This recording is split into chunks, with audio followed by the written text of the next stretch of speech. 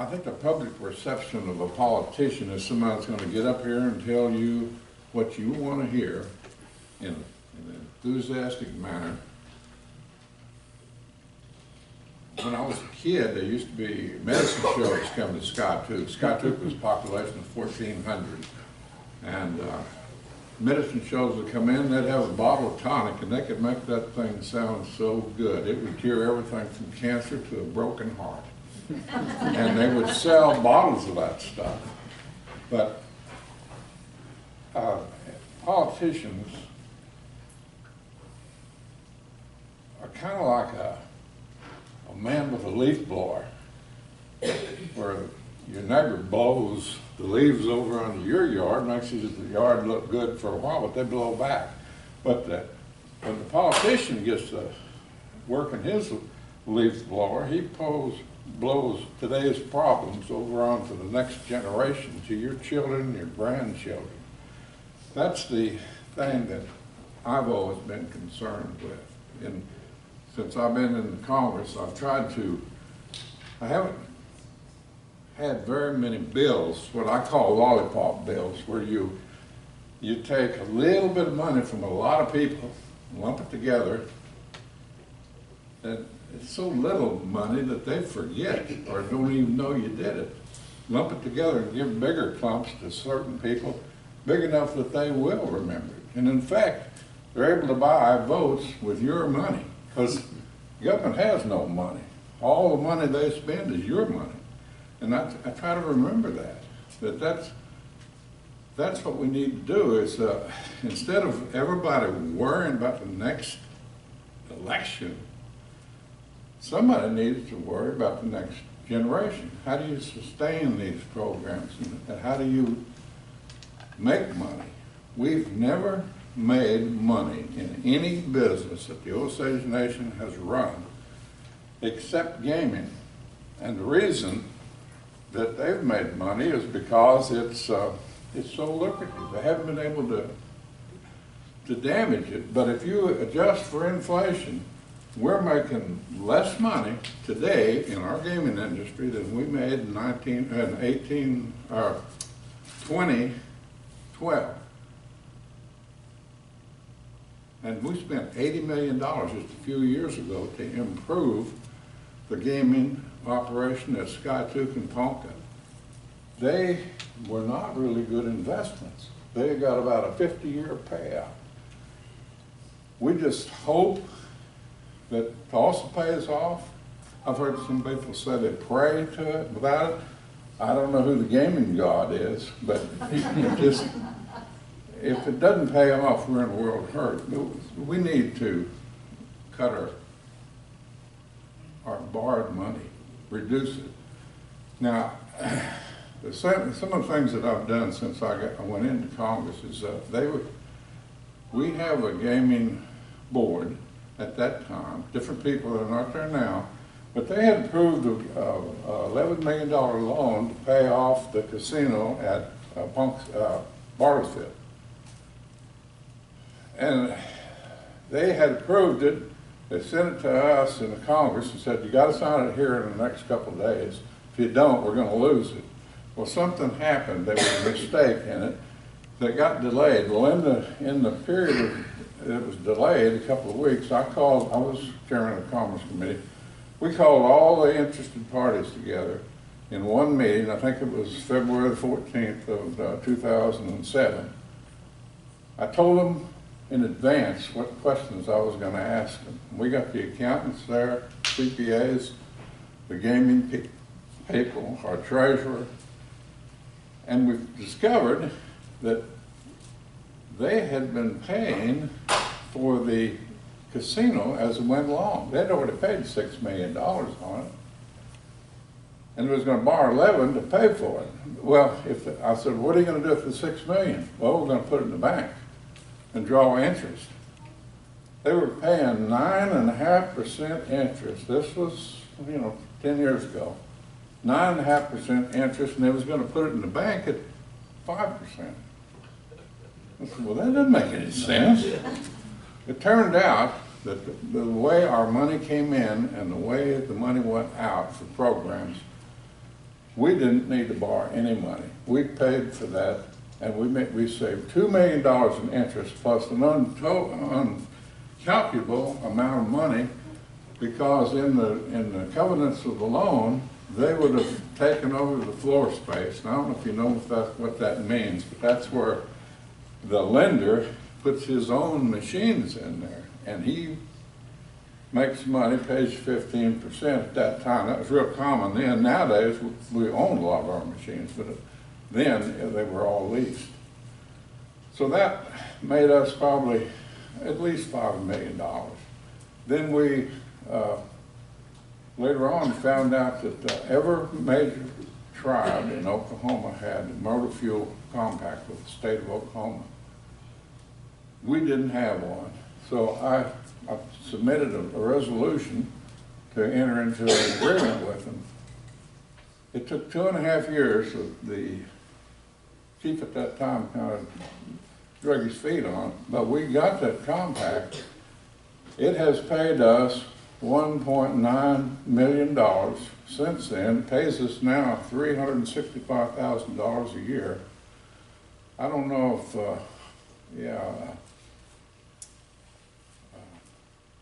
you were the treasurer then, weren't you? Or Who we gave pointing at? tax That's what commission. I better stand up. Oh, you're tax commission. And she put that through. And even then, there was one pool of money. And the more people went in it, the less everybody got. But even then, people like the Comanches helped us get that in effect. They weren't jealous of it. It cost them money to help us, but they did. So things like that is what I've tried to do. Now, on the competitive bidding, we worked to get that competitive bidding law and enforce it. When we built those 2 casinos in Skytooth and Ponca, they ran $30 million over budget. The Gaming Commission let them. They didn't watch it like they should have, and they were supposed to report to Congress any contracts that went over 10% over the bid amount. They didn't do that. So we ran $30 million over budget. Now in Tulsa, we amended the gaming competitive bidding. We've been watching it. The gaming board has been watching it. The gaming commission's been watching it. They ran $30 million under budget. Now, that's $30 million that could have been reduced. They could have reduced the amount they borrowed, but they came to Congress and said, we want to spend that money. I said, well, you know, you could just reduce the amount you borrowed. And no, we want to spend it. I said, well, if you're going to spend it, at least spend it on things that's going to pay for itself. Don't just spend it because we got it.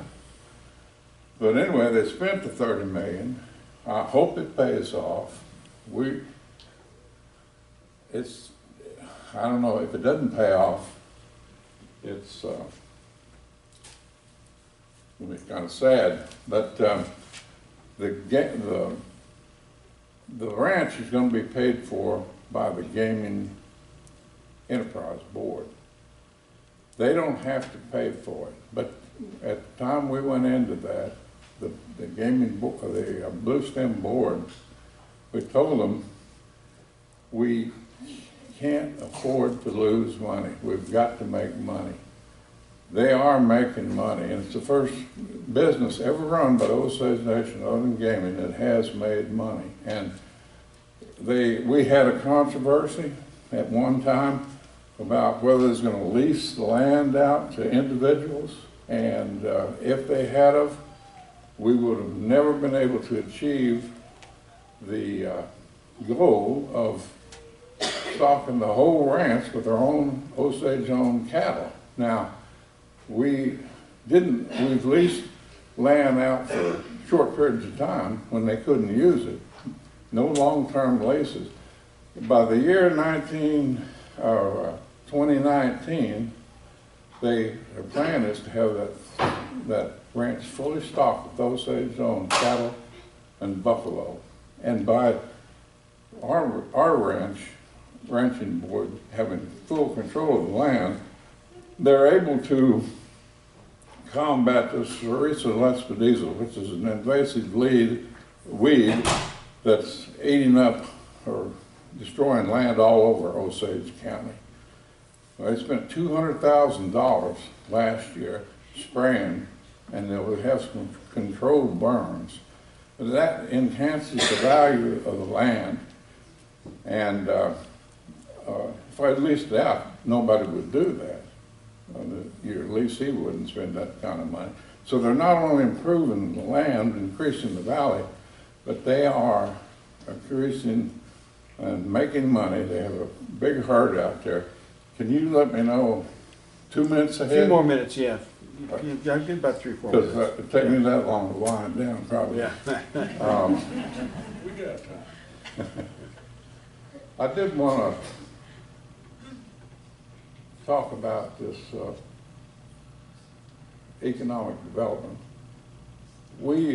I'm in favor of what they call it the super board, but it's a board of managers that oversee all of the operations. The way we've operated up till now, we have little boards sitting around, they're like little fiefdoms. They have their own territory, they don't coordinate, they have duplication of services, there's competition for the money, and some of them, one board has never produced a profit, nothing but expense.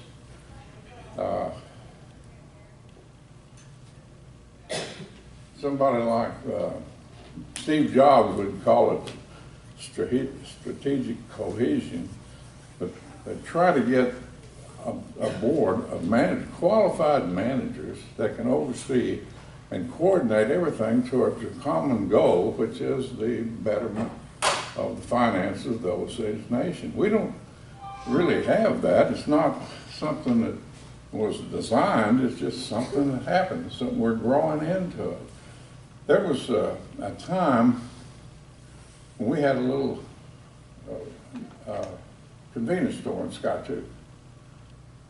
It was losing $1,000 a day. I mean, it lost that much money every day for about 3 or 4 years. And I told the chief, wasn't this chief, I told the chief, I said, hell, pay somebody to sit down there, pay him $100 a day to watch what's going on. This is ridiculous.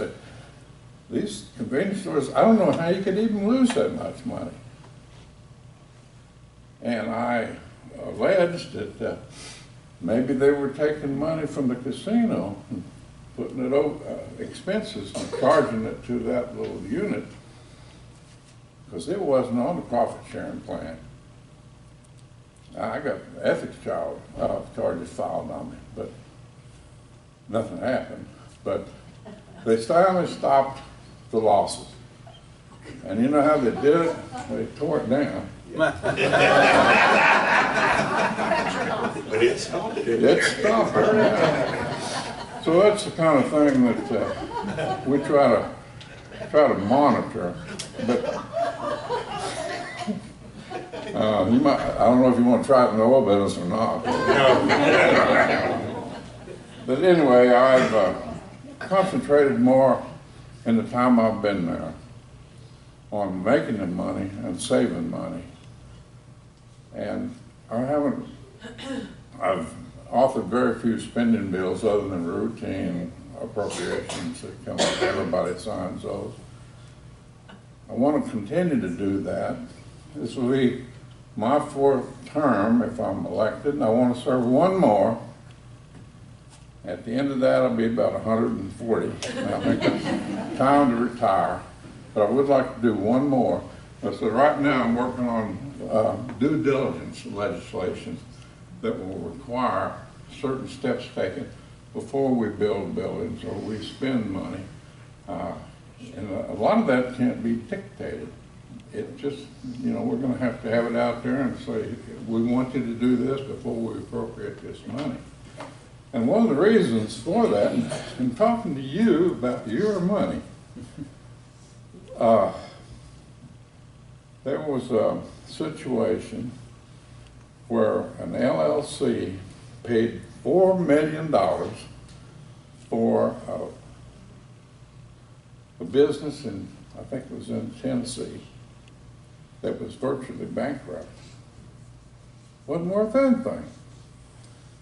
And these guys are all gone. This board's gone, and CEO's gone. There's nobody left around that was involved in this. But I asked the CEO, I said, how in the hell could you do that? How could you pay $4 million for a virtually bankrupt business? And this was an open session before we went into executive session where everything's done practically. He said, well, we just didn't do our due diligence. And they kept him employed for 3 more years. I mean, so what we try to do in the Congress, and no one person can do anything, it takes 7 votes. But in situations like that and others, what I have to do, and I hope others do too, is to try to guess what you would do under the same circumstances. And I would venture to say that every one of you, if you had a man working for you and you asked him, he was running your business, and you asked him, how's my business doing? And he said, I'm not going to tell you. I think you'd fire him. Now, we've had situations come up like that where boards wouldn't even tell us what they were doing. So we have to try to assess what the majority of the people would do, and with common sense, and then try to have the courage to do it, because sometimes it'll cost you votes and support. But if you look at the bell curve of human intelligence, there's never been a genius apply for this job. Likewise, there's never been an imbecile apply for this job, although we get called that occasionally. But all you have, what the voter has, the difficult choice sometimes of what makes a better horse, a dog or a cat. So, you know, you just offered so many, and you've got to decide who can do the best for you. And anyway, I hope you think I'm one of them. Thank you. Okay, thanks, Kugee.